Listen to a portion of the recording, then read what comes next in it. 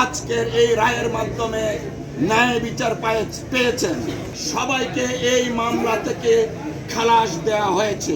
তিন সরকারের আমলে তিনটা চার্জশিট হয়েছে। না দুইটা চার্জশিট ফলাফল ভিন্ন হয়েছে কেন? তদন্তের ফলাফল ভিন্ন না। প্রথম চার্জশিটে যাদেরকে আনা হয়েছে, সেকেন্ড চার্জশিটে নতুন করে আসামি আনা হয়েছে। কারণ আইন হলো একটা চার্জশিট কোনটা গুরুত্বপূর্ণ বেশি?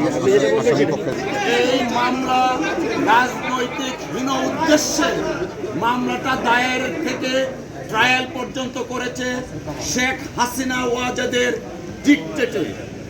আমরা এও বলেছিলাম জনাব তারেক রহমান সাহেব কোনো অবস্থাতেই এই মামলায় কোনো সময়েই সংশ্লিষ্ট ছিলেন না, কিন্তু শেখ হাসিনা ওয়াজেদ তার রাজনৈতিক প্রতিদ্বন্দ্বীকে রাজনৈতিকভাবে ঘায়েল করতে না পেরে মামলার আশ্রয় নিয়ে জনাব তারেক রহমান সাহেবের ইমেজকে দেশে এবং আন্তর্জাতিক পরিমণ্ডলে প্রশ্নবিদ্ধ করার জন্য ট্রায়ালটা কন্টিনিউ করেন।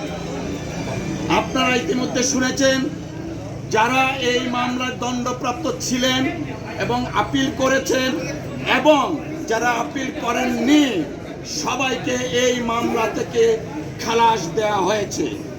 আমরা মহান আল্লাহ তাআলার দরবারে শুকরিয়া আদায় করছি জনাব তারেক রহমান সাহেব আজকের এই রায়ের মাধ্যমে ন্যায় বিচার পেয়েছেন।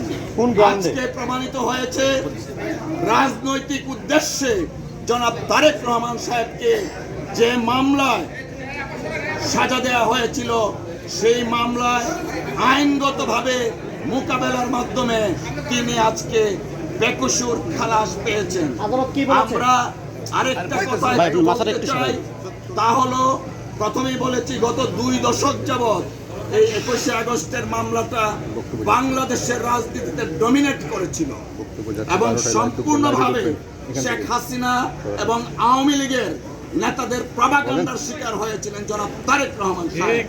আজকে আমরা এবং দেশবাসী জাতি মনে করেন আমরা সকলে আজকে ন্যায় বিচার পেয়েছি। নাম কখন আসলো এই মামলায়?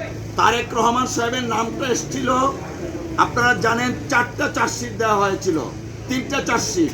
ইভেন 111-এর সময় একটা চার্জশিট দেওয়া হয়েছিল, সেই চার্জশিটে তারেক রহমান সাহেবের নাম ছিল না।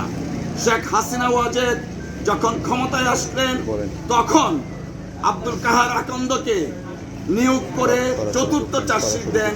সেই চার্জশিটে জনাব তারেক রহমান সাহেবকে রাজনৈতিক উদ্দেশ্যে এই মামলায় ইনক্লুড করা হয়। আজকে আমি বলছি আজকে মহামান্য আদালত এই যে 4র্থ চার্জশিট এবং মুফতি হান্নানের 2য় স্বীকারোক্তিমূলক জবানবন্দির ভিত্তিতে যে চার্জশিটটা দেওয়া হয় সেই চার্জশিটটা আইন বহির্ভূত ছিল।